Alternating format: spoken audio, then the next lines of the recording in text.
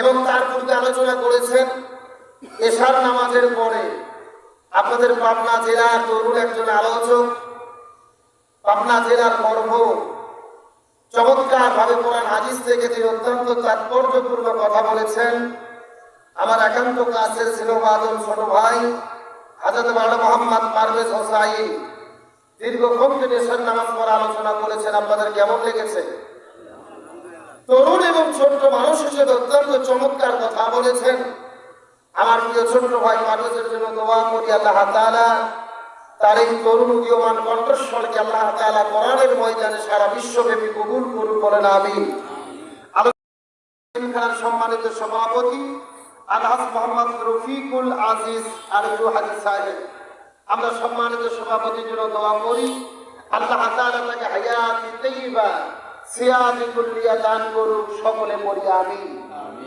আজকের মাহফিলের সম্মানিত প্রধান অতিথি, আপনাদের এলাকার আপনাদের আসনের জাতীয় সংসদ সদস্য জননেতা জনাব আলহাজ মোহাম্মদ মকবুল হোসেন এমপি মহোদয়, আমরা প্রধান অতিথির জন্য দোয়া করি, আল্লাহ তাআলা তাকে দ্বীনের জন্য ইসলামের জন্য কবুল করুন, সকলে পড়ি আমিন।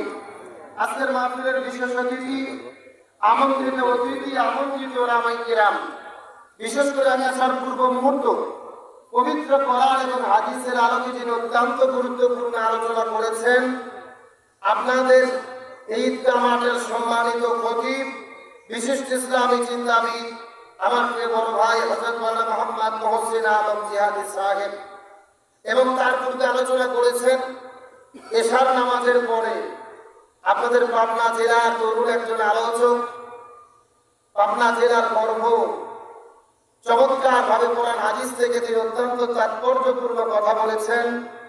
আমার একান্ত কাছের স্নেহভাজন ছোট ভাই হযরত মাওলানা মোহাম্মদ পারভেজ হোসাইন দীর্ঘক্ষণ তিনি এশার নামাজ পড়া আলোচনা করেছেন। আপনাদের কেমন লেগেছে? তরুণ এবং ছোট্ট মানুষ হিসেবে অত্যন্ত চমৎকার কথা বলেছেন। আমার প্রিয় ছোট্ট ভাই পারভেজের জন্য দোয়া করি, আল্লাহ তাআলা তার এই তরুণ উদীয়মান কণ্ঠস্বরকে আল্লাহ তাআলা কোরআনের ময়দানে সারা বিশ্বব্যাপী কবুল করুন, বলেন আমিন। আলোচনা করেছেন আমার প্রিয় ভাই মাওলানা জহুরুল ইসলাম, মঞ্চ উপস্থিত বিভিন্ন শ্রদ্ধাভাজন ব্যক্তিবর্গ, আমার সামনে উপস্থিত দিনদার পরহেজগার ইমানদার মুত্তাকি ভাইরা, পর্দা